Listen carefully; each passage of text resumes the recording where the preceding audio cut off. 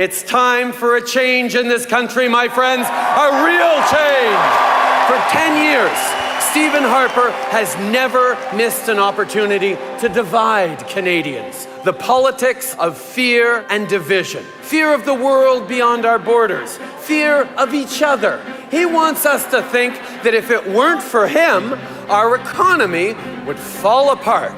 The Canadian economy doesn't depend on him, it depends on you. It's time to invest in transit and roads so we can create jobs and growth. It's time to raise taxes on the wealthiest 1% so we can cut them for the middle class. We have the chance to beat fear with hope. This is Canada, and in Canada, better is always possible.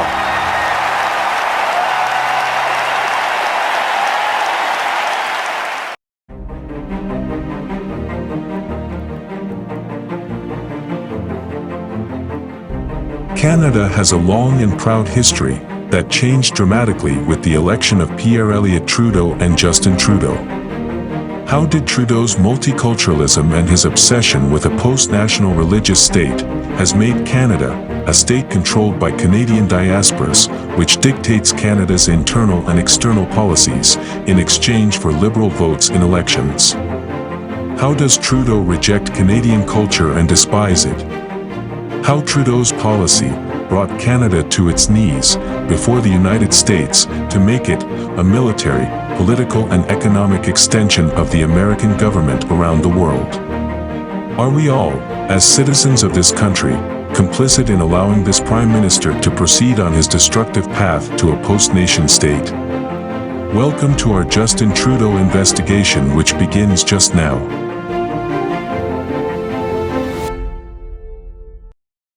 Under Pierre Elliott Trudeau and Justin Trudeau, multiculturalism has become a state religion in Canada, a territory inhabited by ethnic communities who maintain their culture and language, where there is no nation, no identity, and no common value in Canada. Its citizens are globalists, continentalists, for globalization, and often feel more American before being Canadian. Canada dictates its foreign policy agenda according to the interests of the diasporas and immigrants on its territory who want to help their country of origin. To meet their needs and obtain their votes, Canada is intervening more than ever in the world, following American decisions step by step, and we are now explaining to you Canada's involvement in the United Nations, NATO, NORAD, the CUSMA, the Five Eyes, and how Canada has become an economic and military extension of the United States, and under foreign influence.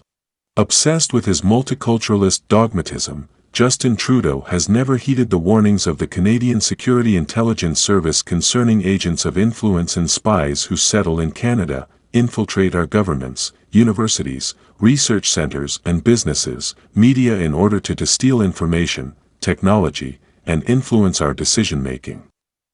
These agents come mostly from diasporas and immigration. Trudeau sees racism and xenophobia in it. Canada must take responsibility, carry out strict immigration control, better select its immigrants, secure its borders and modify its laws to protect Canada. Now let's see Canada's role in NATO. NATO is an alliance, encouraging member countries to strengthen their political and economic ties, in addition to coordinating their armies. The countries abandon their decision-making and geopolitical autonomy to align themselves with the political, military, and economic decisions of all the member countries, but particularly according to American interests, which wishes to maintain and strengthen a dominant monolithic empire, or all countries serve their economic and geopolitical interests of the United States.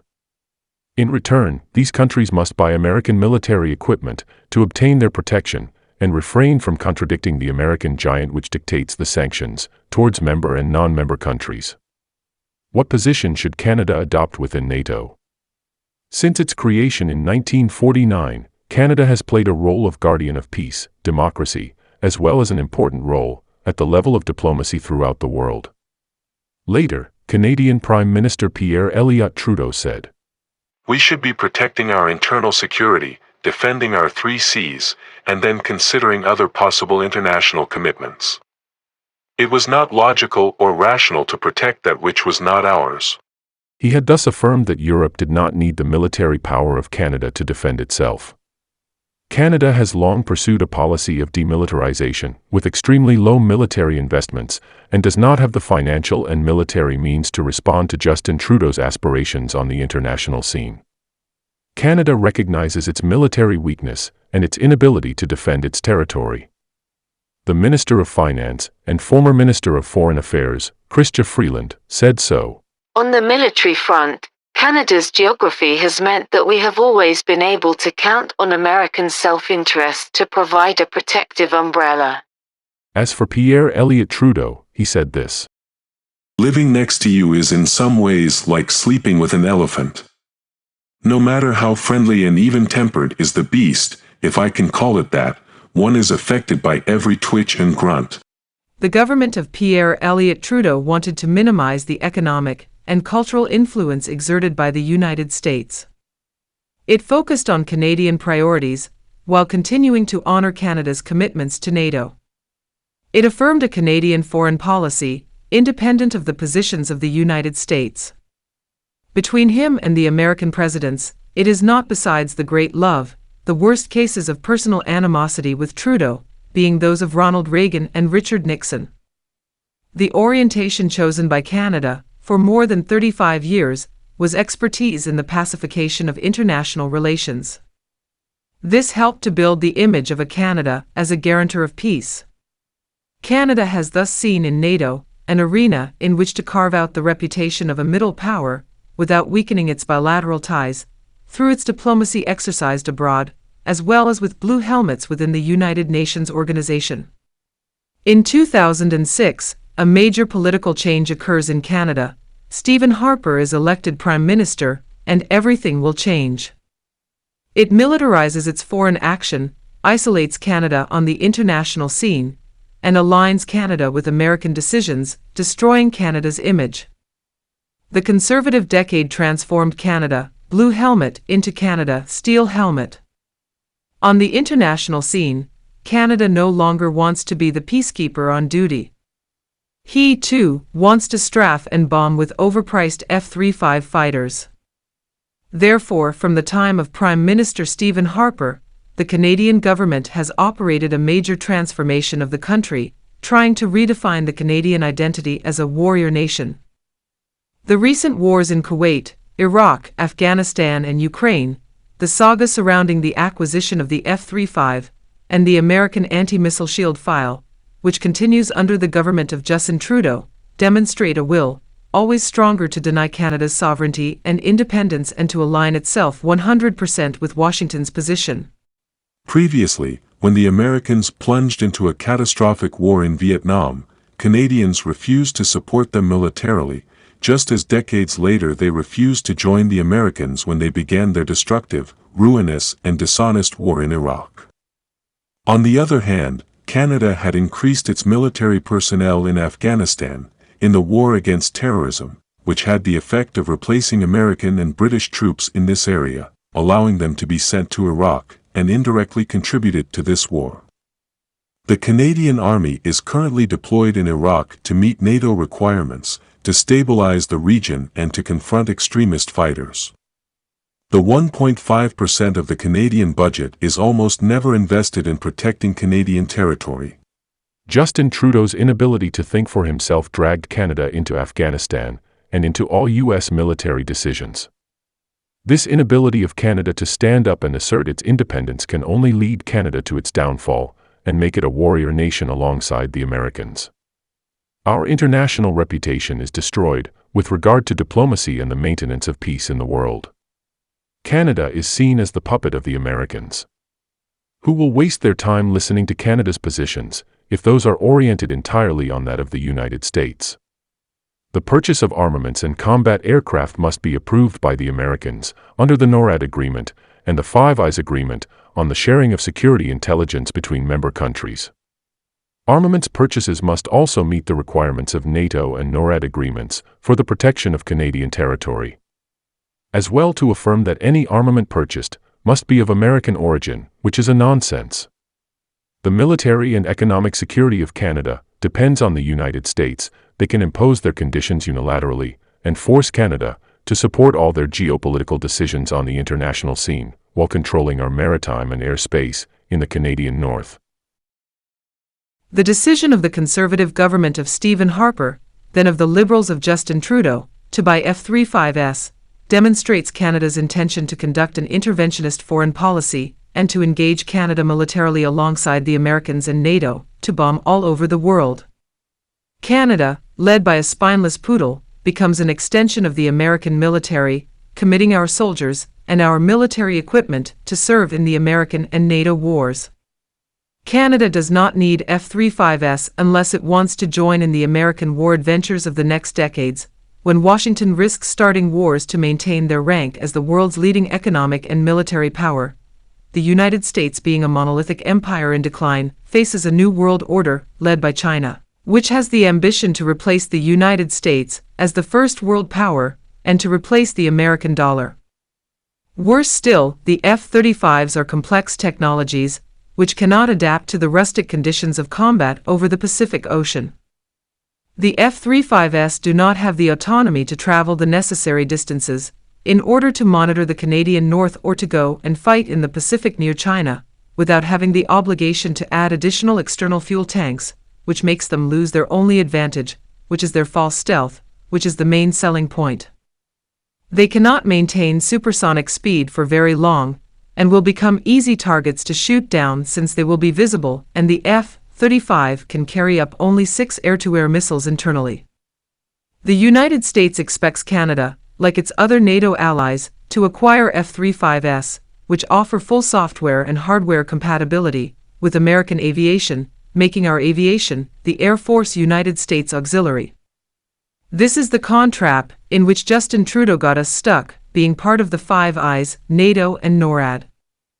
The truth is that the F-35 can only use its sophisticated and stealthy communication system with other F-35s, but with no other American planes, boats, and devices, without having to lose its pseudo-stealth and use standard radio waves, which are detectable. But Canada will pay a price out of control to buy its flying lemons, which are useless but forced by the political and military pressure of the USA. The aircraft that will replace our current F-18s will have two very different missions. As part of the NORAD agreements, Canada needs an interceptor combat aircraft to stop potential invaders from Russia or China.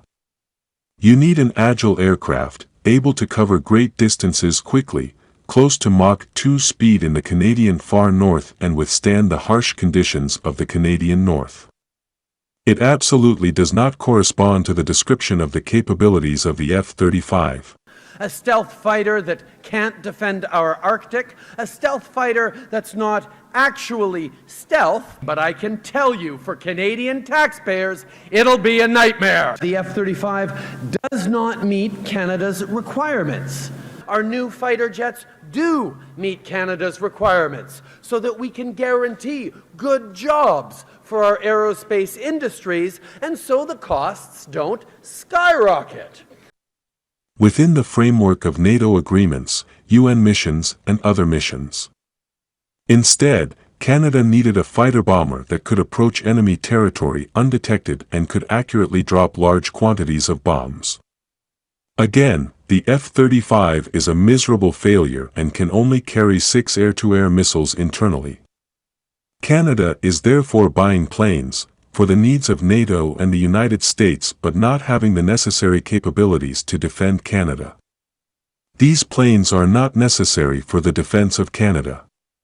The F-35 is not an aircraft intended to ensure the air defense of our territory. What we need is a real interceptor to succeed the F-18 in its role of air defense of the territory, which is both very fast and agile. The F-35 cannot maintain supersonic speed. The future of military aviation is on the side of robot planes, drones, which can ensure the surveillance of the territory. If Canada bombs other countries with F-35s under the orders of the Americans and NATO, we can expect to receive bombs on Canada one day. Membership of the U.S. missile shield will automatically make the Canadian North a target for the destruction of the U.S. missile shield by China and Russia, who will send in wartime a rain of missiles to overload the capabilities of the shield Canadian. The F-35 is constantly grounded in maintenance. If the F-35 can't take off and fly the necessary distances when needed, it's a waste of money. If you can only use the F-35 sparingly and in defined circumstances, what good is it? Under pressure from the United States and NATO, Justin Trudeau made the crazy commitment to buy 88 F-35 planes from Lockheed Martin. Its planes are a design failure, flying turkeys with out-of-control costs and endless technical issues, which have constant maintenance and design problems.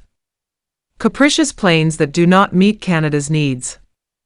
They alone should gobble up most of Canada's defense budget. In truth, except for attack missions with the Allies, it is very difficult to see what military advantages Canada can derive from purchasing F-35s. From an economic point of view, the direct profits of Canadian companies are anemic in comparison with the sums invested. Ottawa's decision to buy F-35s demonstrates its intention to have the capacity to engage militarily, alongside Americans everywhere in the world. Colossal sums of Canadian taxes are made available to NATO. All military equipment is chosen according to NATO needs, while the needs are enormous to ensure the defense of Canada. We lack protective equipment, modern and effective, such as nuclear submarines able to travel the distances of the Canadian North, icebreakers as fast as those of the Russians and able to be used all year round. We must renew our fleet of warships, our fighter planes, our helicopters, equip ourselves with modern drones, which are designed to protect our borders and the Canadian North. We are buying F-35s for NATO, which are supposedly stealth bombers with over 800 unresolved design flaws. When we need interceptor fighters, we have provided Ukraine with antique bazookas from the 1960s, which demonstrates our equipment problems, but also bought newer ones for them, while we have emptied our old reserves without replacing them. We have provided heavy weapons like Canada has sent a number of M777 howitzers and ammunition from the Canadian Armed Forces to the security forces of Ukraine, but Canada has only 37. We have also purchased tanks for Ukraine when our tanks in Canada are old. We are sorely lacking in military equipment in our armed forces reserves, which have equipment dated from another era. All this money in Canadian taxes and duties is spent on NATO and not to protect Canada. The rest of the investment is used to keep the Canadian aeronautical industry alive, and not to have military equipment to protect Canadian territory. Other aspects push Canada to engage with the Americans in NATO. Economically, Canada has been handcuffed. Indeed, without the consent of the United States, Canada cannot conclude free trade agreements with a certain number of non-trading countries within the framework of the signature of the Canada-United States-Mexico CUSMA.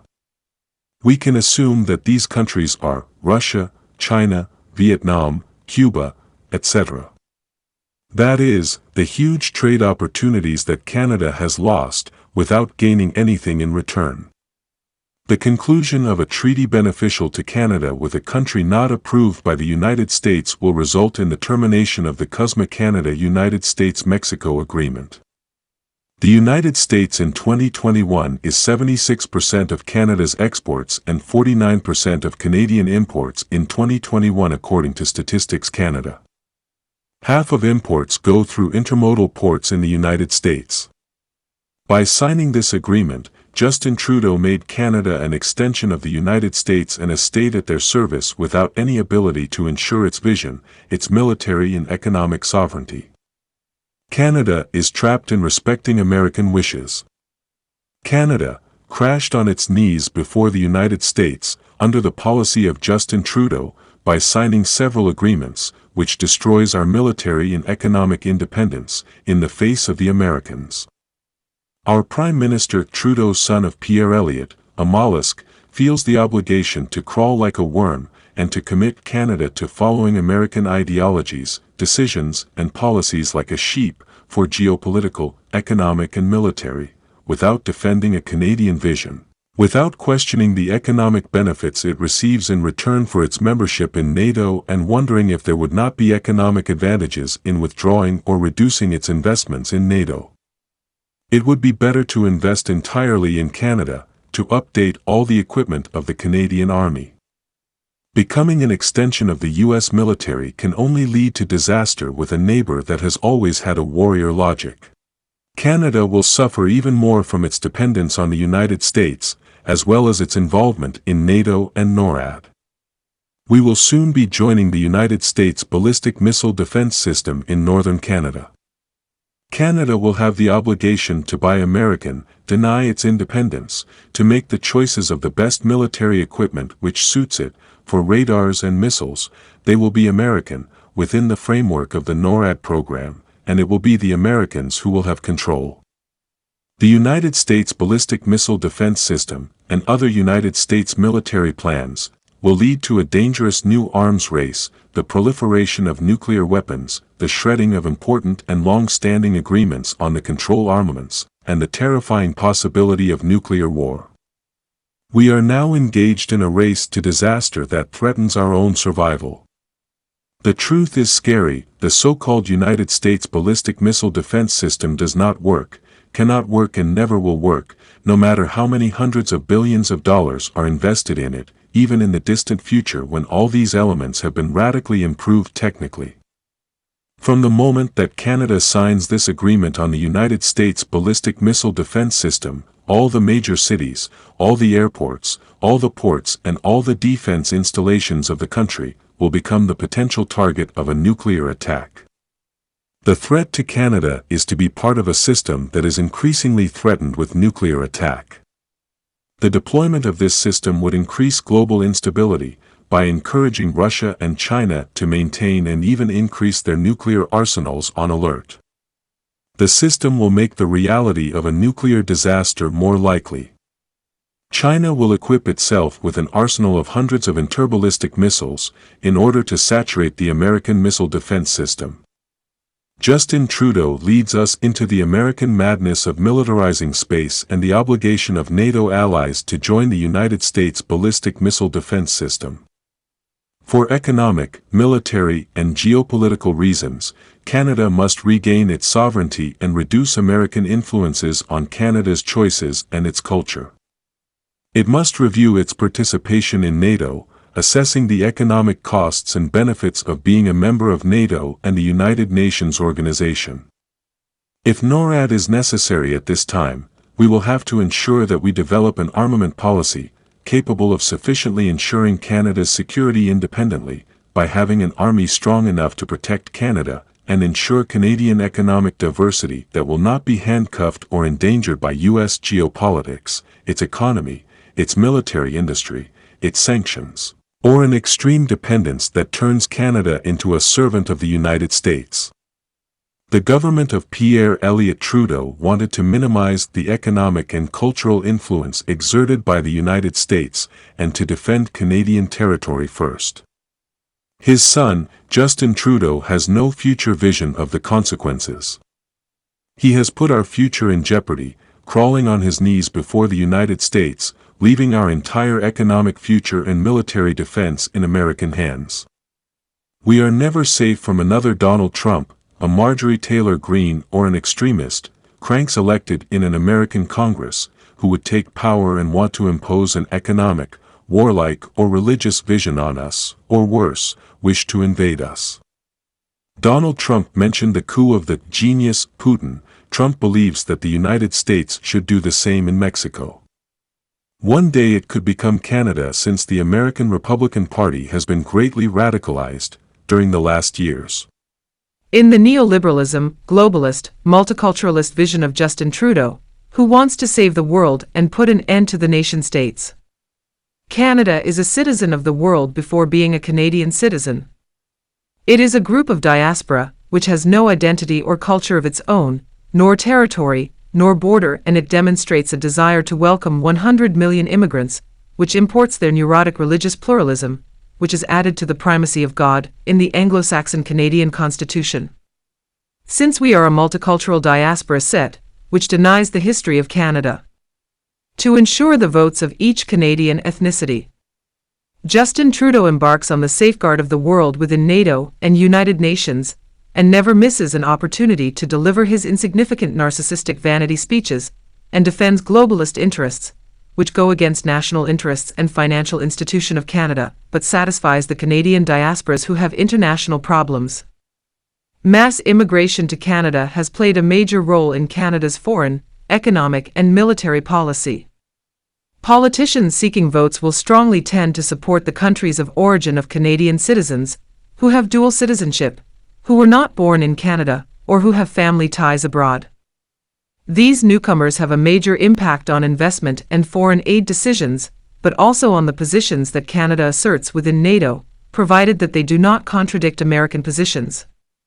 The diasporas, the largest Canadian immigrant communities, who vote, who will be able to express themselves most strongly in Canada, will have certain advantages and therefore will influence both the internal and external policy of the state.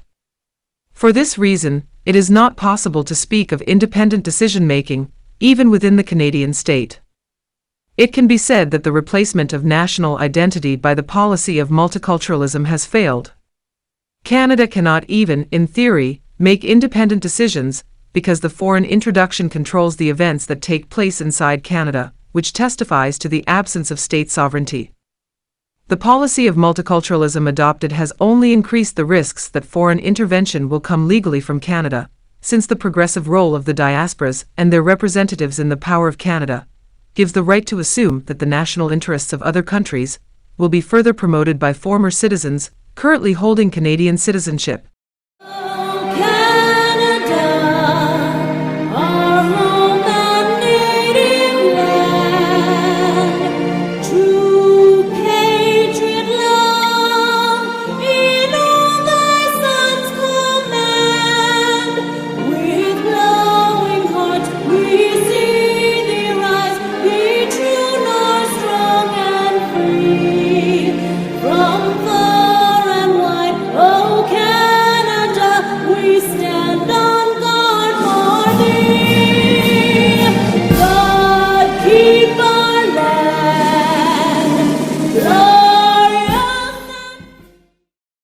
Assalamu alaikum. Tonight at sundown, Muslims in Canada and around the world will celebrate the traditions of Eid al-Fitr and mark the end of Ramadan. Muslim Canadians make tremendous contributions to Canada's national fabric, and today we celebrate those contributions. Hello everyone, bonjour à tous. Today, Buddhists in Canada and around the world will celebrate Vesak, the most important Buddhist festival. It's a time to commemorate the birth, enlightenment, and passing of Gautama Buddha, the founder of Buddhism. Waheguru Ji Ka Khalsa, Waheguru Ji Ki Fateh. Assalamu alaikum. Without talking about the success of our diversity, the fact that people come to Canada from every corner of the world with every different background you can imagine. So as a government, we will continue to be there to support Muslim Canadians, to support Canadians of all backgrounds and more. Thank you too for welcoming me during the holy month of Ramadan. For the leaders of this House to recognize that the need to condemn Islamophobia, to condemn the issues that are faced by my Indigenous sisters are a need of the current time and needs to happen now. So, do we have a problem with Islamophobia in this country? Yes, we do. And challenge each other to shift our ways of thinking out of the easy ways we do, to lay open wounds to sunshine and disinfectant. Holy Allah, Holy Allah, Allah, Holy Allah, Holy Allah, Holy Allah, Holy Allah, Holy Allah, Holy Allah, Holy Allah, Holy Allah.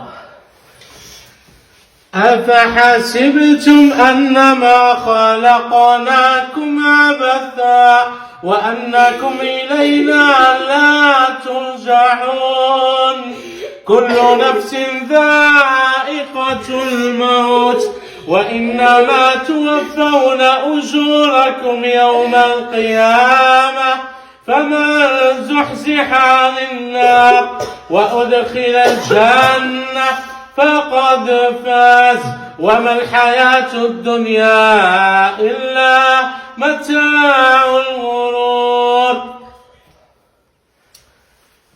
الله أكبر. Thank you for watching our video and subscribe to our channel.